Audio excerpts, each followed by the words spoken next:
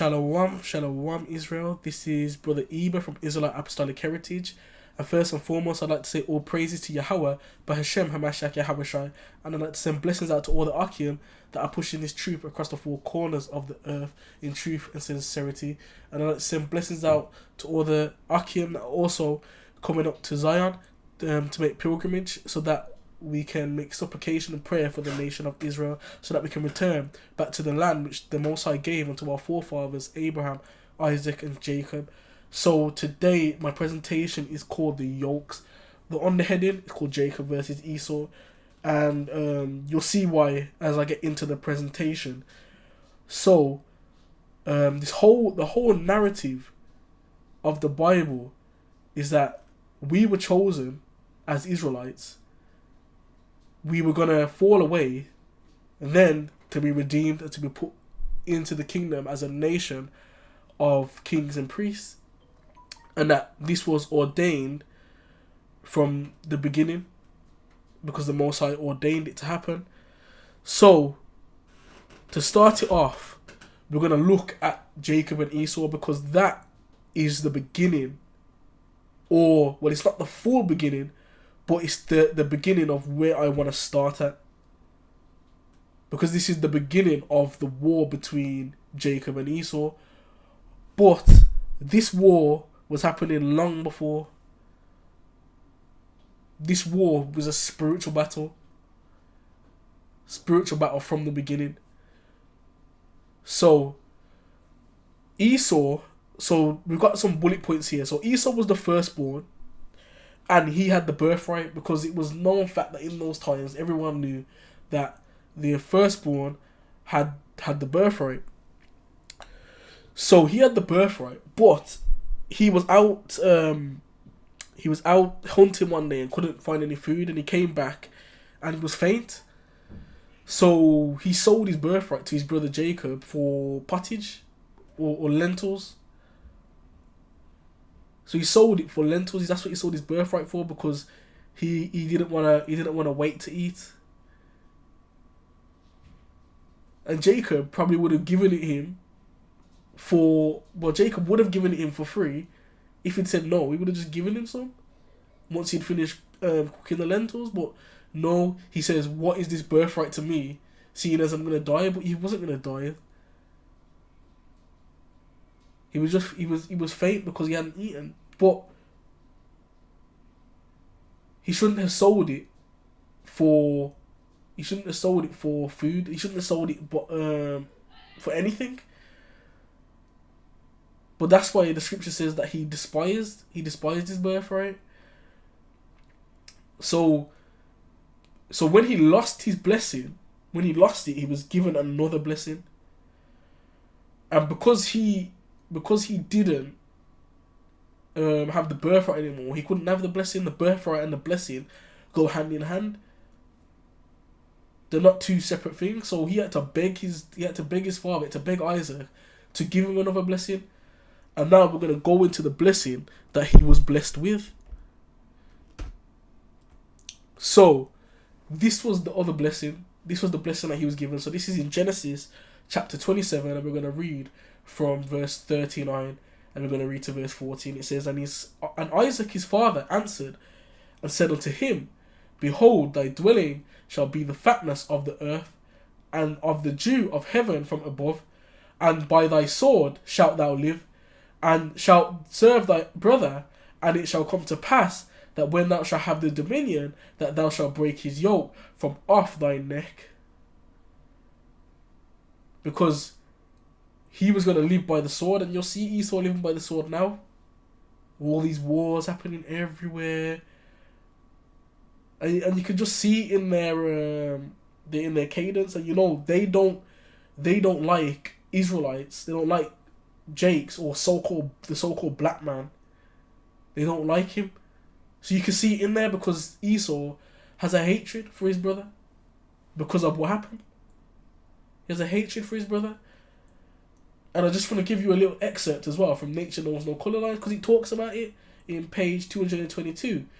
And it says, this is Professor Lip says, Long before Europe set forth her emissaries in history to discover and capture the coloured world, because that's what they did, and it says, and that world had pent the white man in his own land. The age of discovery, after all, was the bursting of the chain which the coloured world had put around the white. Really, it was we had them in subjection. We had them in their little area. We had them in check. That's what happened. But they broke out of that. The Most High allowed them to have dominion because we fell off. Because we fell off, yeah. So because we fell off, the Most High allowed them to be in charge. That's what he did. And he's allowed them to be in charge up until this point, because now he's waking us up. Now we have the understanding of who we are again, even though we forgot. And that's what it says, man. That's what it says, but the bursting of the chain, because he was going to break the yoke that we had on his neck. Because we had them in subjection. So, we're going to look at Esau despising his birthright. We're going to read it. We're going to read when he sold his birthright for lentils. So, this is in Genesis chapter 25. And we're going to read from verse 29. And it says, and Jacob sowed pottage, and Esau came from the field, and he was faint. So, like I said, he was faint. And he says, and Esau said to Jacob, feed me, I pray thee, with that same red pottage, for I am faint. Therefore was his name called Edom. And Jacob said, sell me this day thy birthright. And Esau said, behold, I am at the point to die, so what profit shall this birthright do to me? And Jacob said, swear to me this day. And he sware unto him, and he sold his birthright unto Jacob. So there you go, he sold it. He said he was going to die. But he wouldn't have died. Because Jacob would have given him the food. Jacob would have given him some food to eat. But he sold it anyway. So read in verse 34. Then Jacob gave Esau bread and pottage of lentils, and he did eat and drink, and rose up and went his way. Thus Esau despised his birthright. So he despised his birthright because he didn't take it seriously. He said he was going to die because he was feeling faint, because he was tired, because he'd been out hunting all day and he couldn't find anything that particular day. But if he really knew the Most High, he would have known the Most High would have prepared for him. But he wasn't really in that mindset. But Jacob obviously valued the birthright, because otherwise he wouldn't have even thought to offer to sell his food for the birthright, and he would have known that his brother didn't really care about it, and he would have known that. So he took advantage of it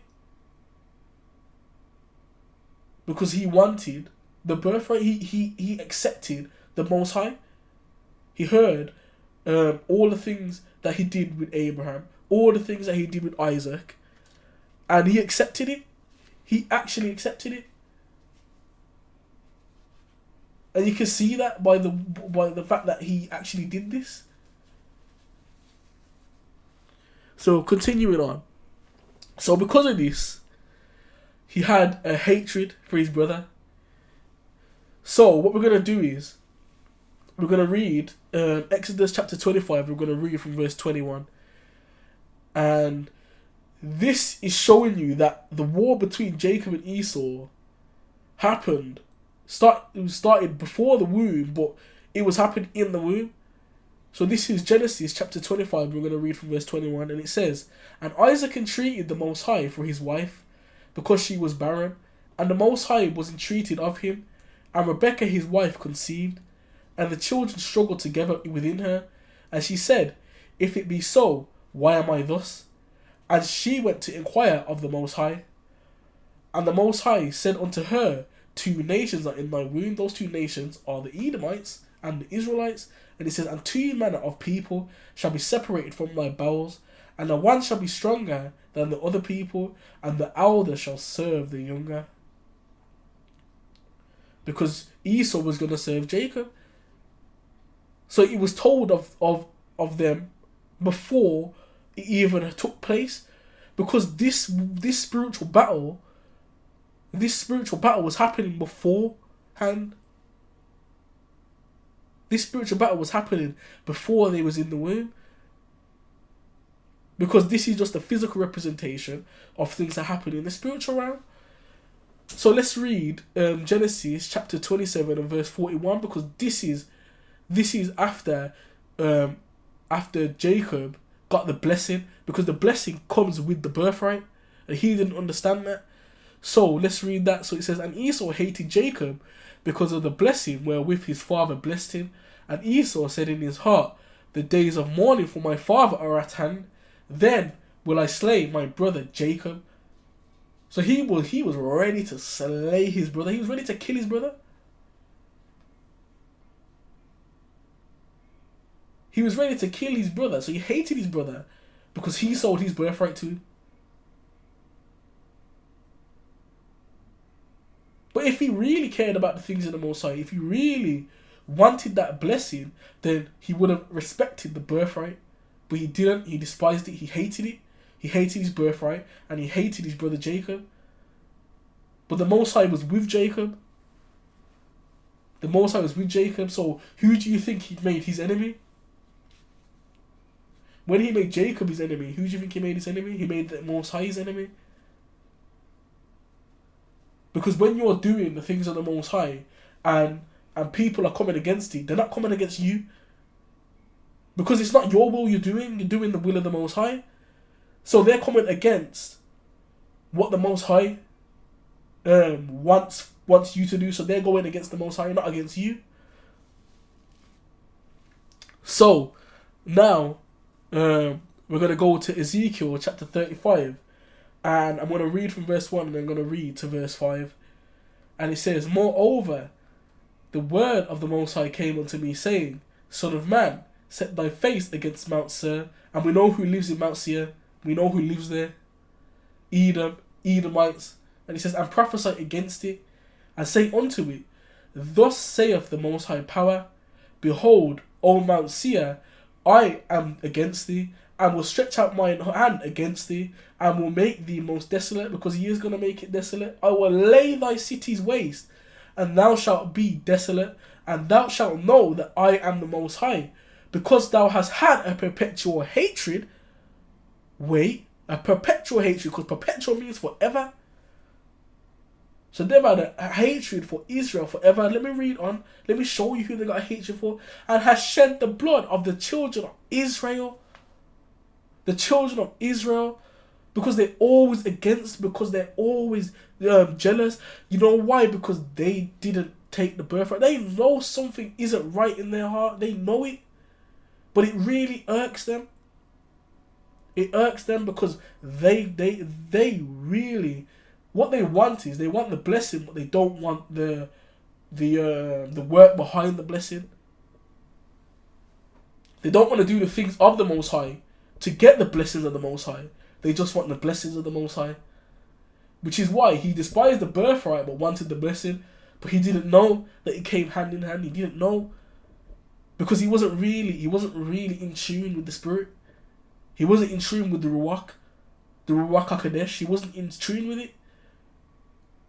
And it's as simple as that. And they're still not in tune with it now, which is why a lot of them are atheists. They don't believe in the Most High. They don't believe in a power, in a higher power. They don't. A lot of them don't. And then they're teaching that to our people. So you got some of our people not even believing in the high power, believing that we came here by chance. But that does not make sense. It doesn't make sense. It really doesn't.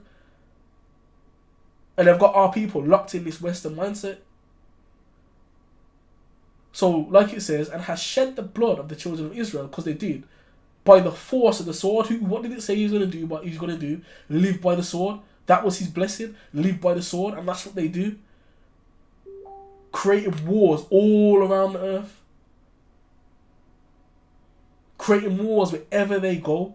Rape, robbing and murdering. That's what they do. In the time of their calamities, in the time of our fall, that's what they did. And it says, in the time that their iniquity had an end. So, once our iniquity was finished, they still continued. And they pushed it further than they needed to push it. Because we were only supposed to serve them. We weren't supposed to be slaves. There's a difference. They took it to another level.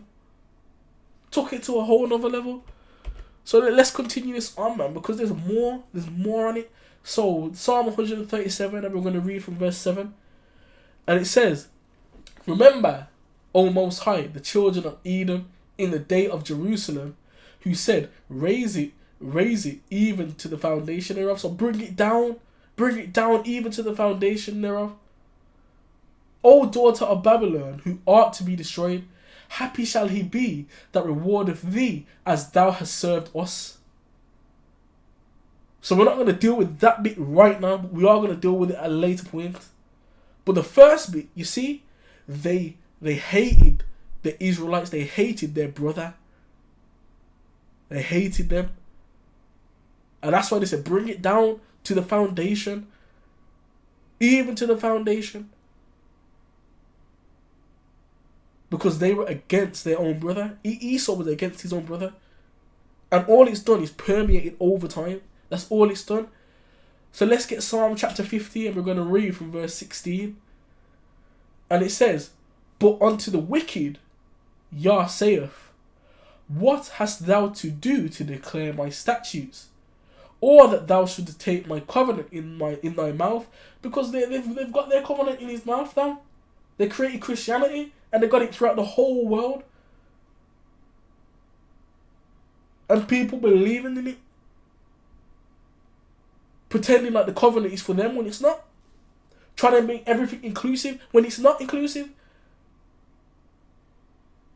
It's for the children of Israel, to the children of Israel, by the children of Israel. That's what the Bible is.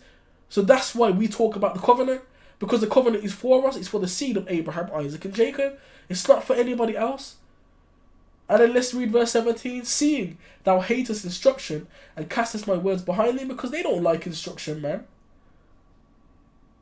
They don't like instruction.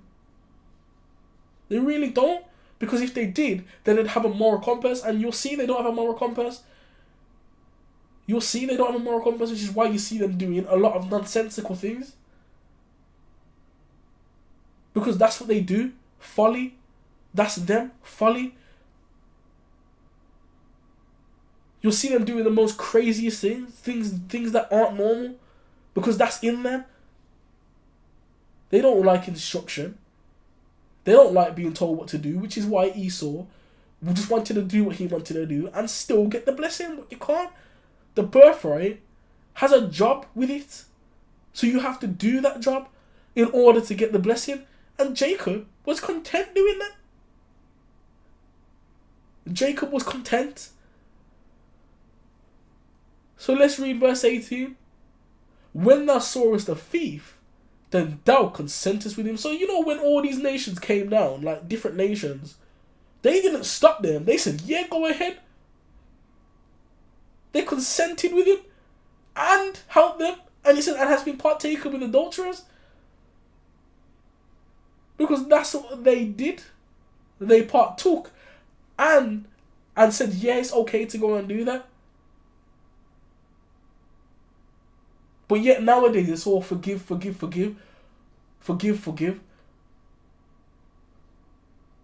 you know what? The Most High is going to bring destruction whether they like it or they don't like it. It's not my words. It's not my words because I ain't spewing hate. I'm just speaking the words of the Most High. That's it. And that's all my brothers are doing out there. They're saying it's hate speech. All we're doing is speaking the words from the Bible. That is it. Verse 19, "Thou givest thy mouth to evil, and thy tongue frameth deceit," man. Because they are liars. They're of their father the devil, and he was a murderer and a liar from the beginning. The wicked are estranged from the womb. They go for speaking lies as soon as they were born. Because that's the way they were from the womb. That's the way they are. It's not going to change. Verse 20, "Thou sittest and speakest against thy brother." They still do it now. "Thy slanderest thine own mother's son." So he speaks against us still. That's why we're demonized wherever we go. The so-called black man is demonized. The so-called black man, Hispanic man, and Native American man, wherever they are slandered. Israelites, wherever they are slandered because of Esau. That's what Esau did. Esau slandered his own brother, which isn't right. So, what we're going to do now is we're going to read from Psalm chapter 83. And we're going to take like the first bit out of it, because it's the first particular bit that's important, because then we're going to go through the nations that put us through this. So, we're going to read Psalm 83, and we're going to read from verse 1. Keep not thou silence, O God. Hold not thy peace, and be not still, O God. For lo, thine enemies make a tumult. They that hate thee have lifted up their head. And they have, man. They lift up their head so high, man. They're so what's the word? So proud, so haughty. And it says, they have taken up crafty counsel against thy people, because they have doing it behind closed doors, consulted against thy hidden ones. Consulted against us. And it says, they have said, come, let us cut them off from being a nation, that the name of Israel may be no more in remembrance. They did that. So much so, we didn't know who we were. So much so, we were called any kind of name under the sun, other than what we are. That's the way it was set up. That's the way it was set up against us. So, let's read on verse 5. For they have consulted together with one consent. They are confederate against thee. All of these nations are confederate against us. So this is verse 6 now. The tabernacles of Edom. They are the first ones there. Because they are the ones that have the perpetual hatred for us. And it says, and the Ishmaelites. So the Ishmaelites are working with the Edomites. I told you they consented with them. It shows you they consented. So they allowed this to happen.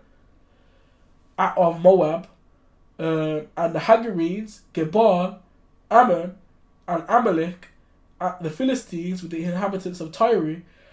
Asa also rejoiced with them.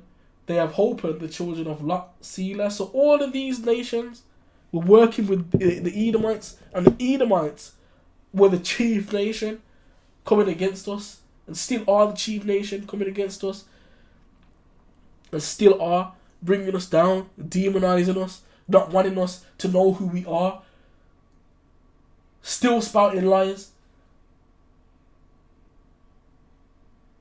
and they're still trying to pretend like they have some sort of power when they don't. Like the scripture says, man, they sit in the temple of Yah, saying they are Yah, when they're not. But like it says also in the same chapter, in 2 Thessalonians chapter 2, only he who now letteth will let until he be taken out of the way. Only he who now will letteth until he be taken out of the way. Because trust me, he's going to take them out of the way. He's going to take them out of the way. So because of all this, because of their hatred against us, and because we fell, the Most High allowed them to put a yoke on our necks, because we didn't keep the law, statutes, and commandments of the Most High. So, we're going to read Deuteronomy chapter 28 and verse 48. And it says, therefore thou shalt serve thine enemies, which the Most High shall send against thee, in hunger and in thirst, and in nakedness, and in want of all things. And he shall put a yoke of iron upon thy neck, until he hath destroyed thee. Because our enemies came against us, and we read it in Psalm 83. That's how they put a yoke of iron on our necks. Made us forget who we were. Destroyed us completely. That's what they did. It all links into this. We have to go to them for everything. That's how they put the yoke on our neck. We were locked in. We were chained in. And now we're mentally chained into their society. A lot of our people are not awake. Still sleeping. So let's read Jeremiah chapter 28 and verse 2. And it says, thus speaketh the Most High of Hosts, the power of Israel, saying, I have broken the yoke of the king of Babylon. Because the yoke was put on our necks and all the nations round about, if you read in Jeremiah. And he put Babylon in charge. And he was saying he was going to break the yoke of the king of Babylon. Because things which are written aforetime are written for our learning. So things which happened before will happen again. Not in the exact same way, but they will. But they're just there for us to know how to move in those times.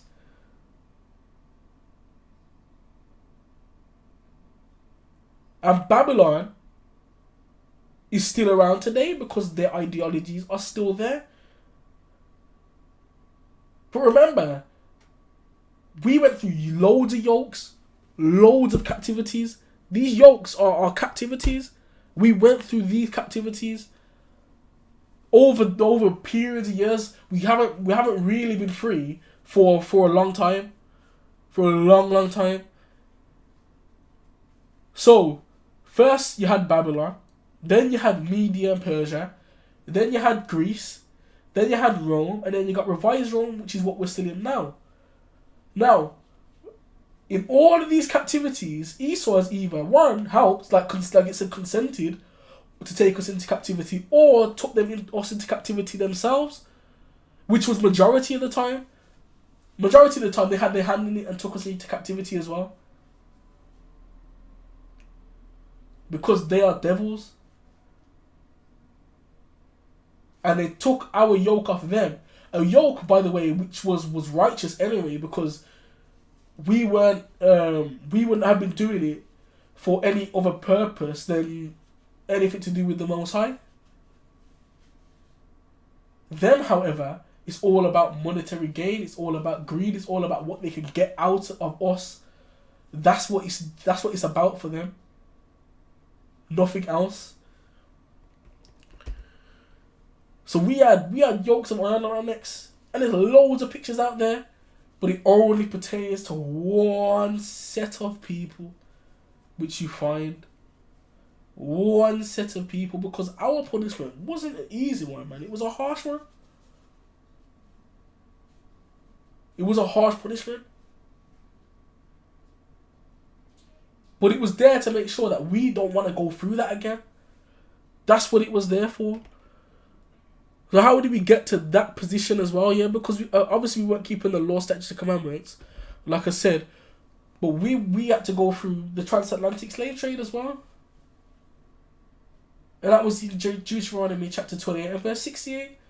And it says, and the Lord shall bring thee into Egypt again with ships. And we know that Egypt is the Greek word for the land of Kemet, or Mitzrayim as we used to call them in Hebrew. But Egypt means house of bondage or bondage. So he said he's going to bring us into bondage again, this time with ships. And we were packed onto ships like sardines, not like less than human, and packed into ships and shipped across the world. And half of us, more than half of us, died.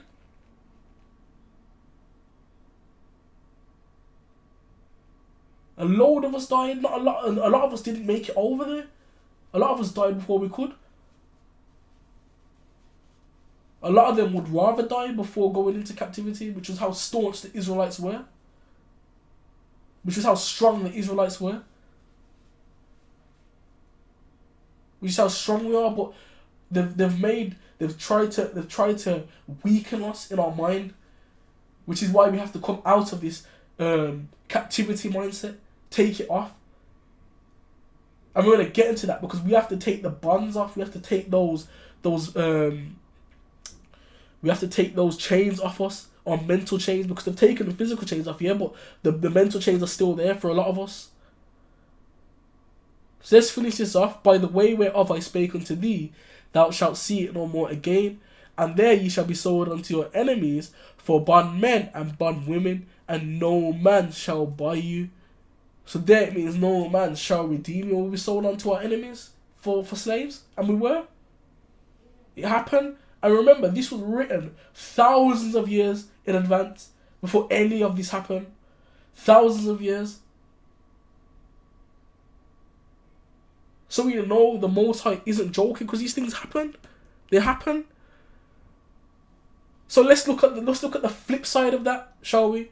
In Isaiah chapter 52 and verse 2 to 3, like I was saying, we need to take these bands off our neck. So this is in Isaiah chapter 52, and we're going to read from verse 2. And it says, shake from the dust, take thyself from the dust, arise and sit down, O Jerusalem. Loose thyself from the bands of thy neck, O captive daughter of Zion. O those that, so we that are scattered, the captive daughter of Zion is those that are scattered, those that are in captivity, those that are in the land of Israel. All of us are captive right now because we're not free to do the will of the Most High right now. Because we've got the wicked one in charge, the evil one in charge. So we have to loose the bands off our neck. We have to take them off. The Most High is already opened, given us the key for it. He's saying, take it off. Become that nation again. So we're going to read verse 3, and it says, thus saith the Most High, ye have sold yourselves for naught. So we sold ourselves for nothing. And then he says, and ye shall be redeemed without money, because like it says, and no man shall buy you.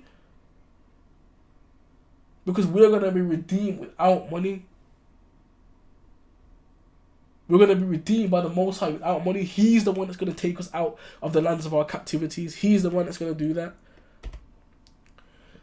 So let's look at the switch some more, because we're gonna switch it, because the Most High switched it, and he does a switch. So we looked at these two scriptures, but we're gonna look at the scriptures afterwards. So like I said with this one, I said we're gonna look at the old daughter of Babylon who are to be destroyed. We're gonna look at that afterwards. So let's read the scripture and let's look at how it switches. So this is Psalm 137, and we're gonna read from verse 7, and it says, remember, O Most High, the children of Edom in the day of Jerusalem, who said, raise it, even to the foundation thereof. And now, now it's saying remember them. So now it just flips. O daughter of Babylon. So the daughter of Babylon is those that are keeping the ideologies of Babylon now. And majority of the people that are purporting that are Edomites. They are the ones purporting it throughout the whole earth. They are the ones having pyramids in their places and everything. They are the ones having obelisks everywhere. All of these things, man, like they all stem from Babylon, and they love that stuff. They love pagan ideologies. They love it. So he's talking to them. He's saying, O daughter of Babylon, who art to be destroyed, happy shall he be that rewardeth thee, as thou hast served us. So we're going to be happy, man, when we reward them for what they did. Because we're going to reward them as they rewarded us. So what they did to us, we're going to do to them. No way around it. So let's look at another one. Psalm 50 and verse 16. And it says, but unto the wicked, Yah saith, what hast thou to do to declare my statutes, that thou shouldst take my covenant? Shouldst take my covenant in thy mouth? Like I said, man, they have nothing to do with it. So why are they talking about it? Why have they got it in their churches? Verse 17, seeing thou hatest instruction, and castest my words behind thee. Verse 18, when thou sawest a thief, then thou consentest with him, and hast been a partaker with adulterers. So they were helping, like I said. Thou givest thy mouth to evil, and thy tongue framest deceit. Thou sittest and speakest against thy brother, thou slanderest thy own mother's son. So then now now it's gonna switch at verse 21. These things hast thou done, and I kept silence. Thou thoughtest that I was altogether such as one as thyself, but I will reprove thee, and set them in order before thine eyes. So he's going to reprove them, he's going to bring them down, and he's going to set the nation of Israel before them. They spoke against us, but they're going to see us in that day and be like, isn't this the guy that we sometimes held in derision? And you need to read the Apocrypha for that scripture. Isn't this he whom we sometimes held in derision? And I'm going to get that for you. Because that's an important scripture.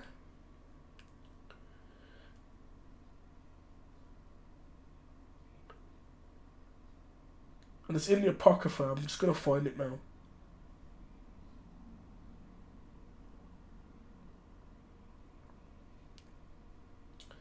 Yeah, so it's in the Wisdom of Solomon,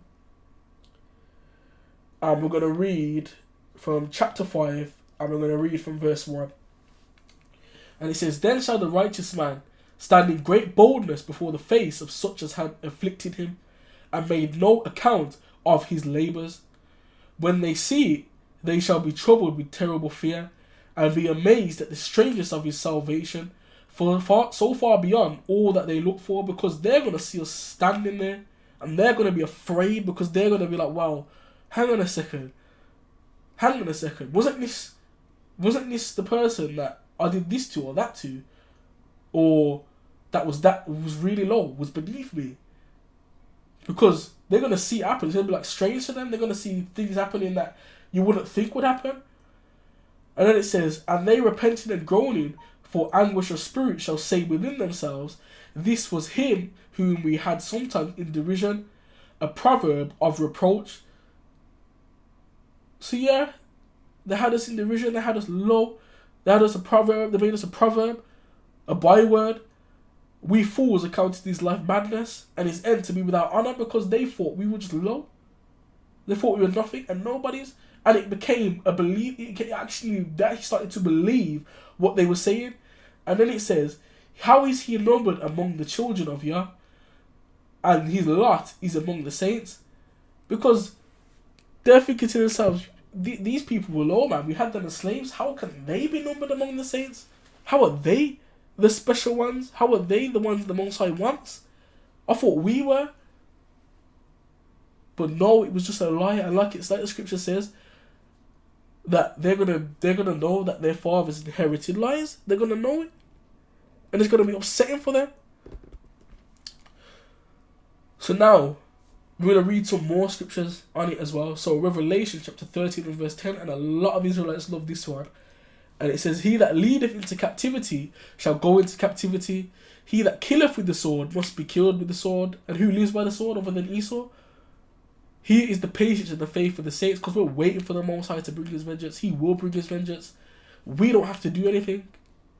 He will do that.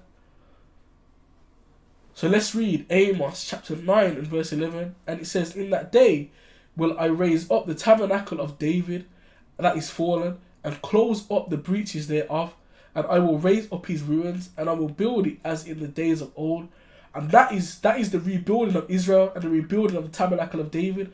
But let's read verse 12. That they may possess the remnant of Edom and all of the heathen which are called by my name, saith the Most High that doeth this. Because we are going to possess the remnant of Edom. We are going to take the remnant of Edom. That's what's going to happen. That's what we're going to do, because the Most High has ordained it. And they are going to go into captivity because they took us into captivity. But it's going to be a righteous one this time. Our captivity is going to be righteous. You know why? Because we're going to be making you keep Torah. Not making you do a whole heap of madness and a whole heap of nonsense. Not forcing people to eat pork. Because that's what they were doing. That's the Edomites for you. When they've got you down, they want you. When they got you down, they'll kick you on the floor. When they see you down, they will kick you on the floor. That's what they did. We fell, but instead of helping us up, they kicked us while we were down. And that's the Edomite ideology for you. Let's get Numbers chapter 24 and verse 16, because this was ordained long before. So let's read this. So Numbers chapter 24 and verse 16. And it says, He hath said, which heard the words of Yah, and knew the knowledge of the Most High, which saw the vision of the Almighty, falling into a trance, but having his eyes open, I shall see him, but not now. I shall behold him, but not nigh. There shall come a star out of Jacob, and a scepter shall rise out of Israel. And that's the Messiah. And he says, and shall smite the corners of Moab, and shall destroy all the children of Sheth. And Edom shall be a possession. Seir also shall be a possession for his enemies. And Israel shall do valiantly. Out of Jacob shall come he that shall have dominion, and shall destroy him that remaineth of the city. So you know that the Messiah is going to come out of out of Israel, and we are going to do valiantly, and we are going to take Edom as a possession. That's what we're going to do. And it was written aforetime for our learning, so that we would know what was going to come to pass in the latter days. And a lot of this was written for our time, so that we would know. And everyone would have their understanding in their time, but this is the understanding in our time. And that yoke will surely be put back on their necks. And the Most High is already bringing that to pass. He's already bringing that to pass. So, with that, I hope you got a little something from this presentation. Because this yoke which is on the neck of Israel, needs to be shaken off. Some people still need to shake it off. Some people still have Stockholm Syndrome, lover of their oppressor. But we need to take that off. Because they ain't for you. That's all it is. Literally, they're not for you. They pretend. And it's believable. It is believable. But unless